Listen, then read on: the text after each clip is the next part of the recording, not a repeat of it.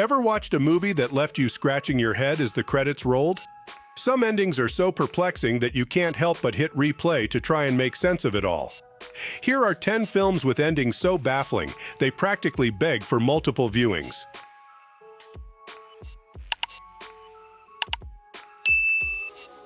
First on our list, and for good reason, is the tantalizingly eerie The Keepers. This isn't just a whodunit. It's a who the hell could have possibly done it. The documentary focuses on the murder of Sister Kathy Sesnick, a beloved nun and Catholic high school teacher in Baltimore. But hang on, before you dismiss this as another mundane murder investigation, let me assure you, it's not.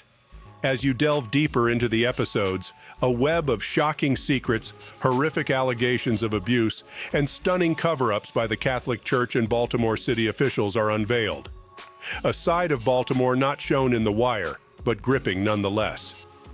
Our mission, we were driven to find out who hurt Sister Kathy. People pop up from 45, 50 years ago who say, I have a story I'd like to tell you. You want to know why I drink? Because we killed a woman and we put her behind the shop.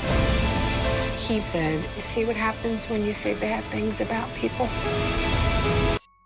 There's a certain macabre fascination with watching someone confess to a crime, but the confession tapes turns that concept on its head.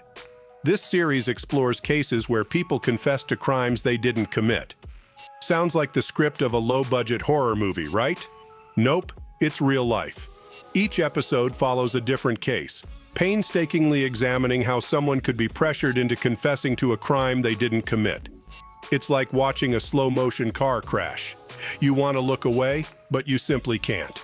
If you ever need a show to fuel your argument about the imperfections of the justice system, this one's your pick. You're gonna confess to setting this woman on fire, and you didn't do it? No way. It might take you a week. Let's go right now. It might take me an hour.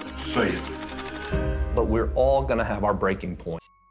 The Jinx is one wild ride. It's like a roller coaster that only goes down. And of course, it's about a real estate heir. Because why wouldn't it be? Robert Durst, eccentric millionaire and probable black sheep of the Durst family, is a suspect in 3 murders in 3 different states. You'd think being rich would keep him out of trouble, but you'd be wrong. The fascinating part of this series is Durst himself, who agreed to be interviewed over several days. And just when you think you have him figured out, he surprises you with a blink and you'll miss it moment that is, quite frankly, jaw-dropping. Why did he do this? No one knows. Why was he dressed like a woman? No one knows. The only witness left alive to even talk about it is Robert Durst. We have very compelling evidence. This case was not investigated the way it should have been. A lot of smoke doesn't necessarily mean fire, but I think there's a lot of smoke here. I'll Be Gone in the Dark is a chilling 6-part series that's as much a true crime documentary as it is a deep dive into the life of the crime writer Michelle McNamara. McNamara was obsessed with the unsolved case of the East Area rapist, original Night Stalker, later renamed the Golden State Killer. The series examines her relentless pursuit of justice for the victims of these heinous crimes.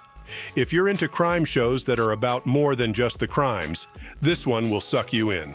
The series blends McNamara's personal life, her obsession, and her untimely death into a narrative as gripping as any of the crimes she investigated. These crimes began in the 70s. Women didn't talk about sexual assault because they were often blamed. Somehow, it always came back to being the woman's fault. The story of the victims, it has to be told. He had cased the place. He knew to lift the glass out of the back window. I understood what it meant to have your skin crawl. Welcome to Humboldt County, California, the undisputed capital of America's illegal cannabis production. Here, amid the verdant greenery, we find Murder Mountain, a 6-episode docuseries as dense as the fog that often blankets the area. It digs into the mysterious disappearance of 29-year-old Garrett Rodriguez, while also unearthing a startling number of other unexplained vanishings. It's a place where dreams of a marijuana fortune can quickly morph into a Hitchcockian nightmare. You might come for the pot, but you'll stay for the bone-chilling thrill of watching a utopia devolve into lawless chaos. There's something going on up here. There are flyers everywhere. I don't think they have the slightest clue on what goes on in this county. Trinity, Humboldt, Mendocino. This is the Emerald Triangle. Take 1 part true crime, 1 part psychological thriller, and a whole lot of what the actual heck, and you've got evil genius. The 4-part series starts with a bizarre bank heist involving a pizza delivery guy with a bomb locked around his neck, and then, well, just keeps getting weirder. Seriously, you'll find yourself pausing episodes just to ask, is this real? This series feels more like a Coen Brothers script than a docuseries. If you thought you knew how strange true crime could get, prepare to be astounded. There was a lot of tips coming in, but no smoking gun. We didn't have DNA, fingerprints. The bomb had wires that didn't mean anything to prevent the bomb squad from tampering with it. Did you make the bomb? No. Liar! It's a bank robbery, but it's a scavenger hunt. Guy has a cane gun, and it was actually loaded. Not for the faint of heart, Who Killed Little Gregory is a riveting French documentary that digs into one of France's most perplexing unsolved cases.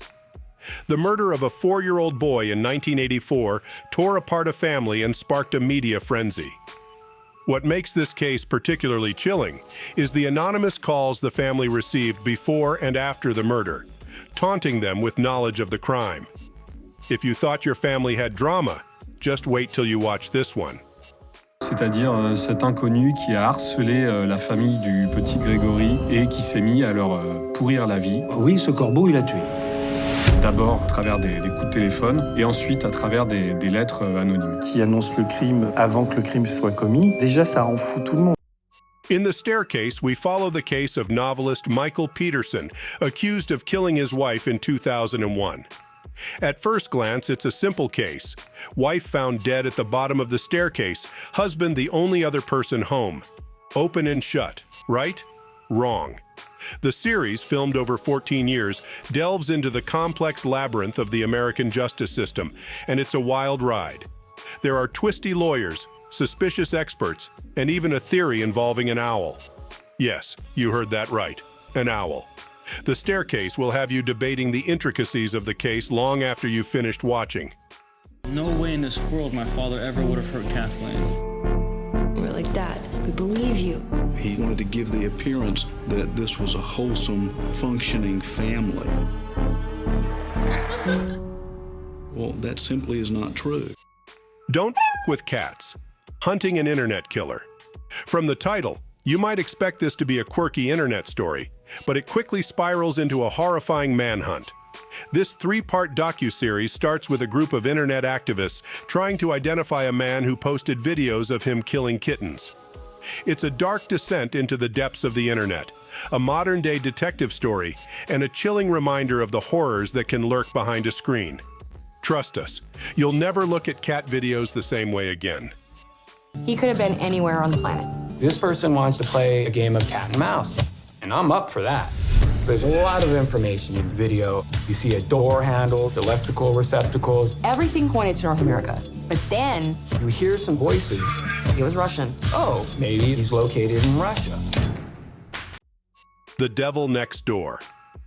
Finishing off our list is the haunting tale of John, a retired auto worker in Cleveland who was accused of being Ivan the Terrible, a notoriously brutal guard at the Treblinka extermination camp during the Holocaust. It's a grim exploration of memory, war crimes, and identity. But it's not all gloom and doom. There's an odd sense of fascination in watching this seemingly average grandpa face accusations of such unimaginable crimes. It's a chilling reminder that sometimes the most ordinary people hide the darkest secrets. It was a zoo. There were news crews parked halfway down the street. His wife couldn't believe what was going on. We were looking at the fact that we may never see him again, and they're going to put him to death in Israel.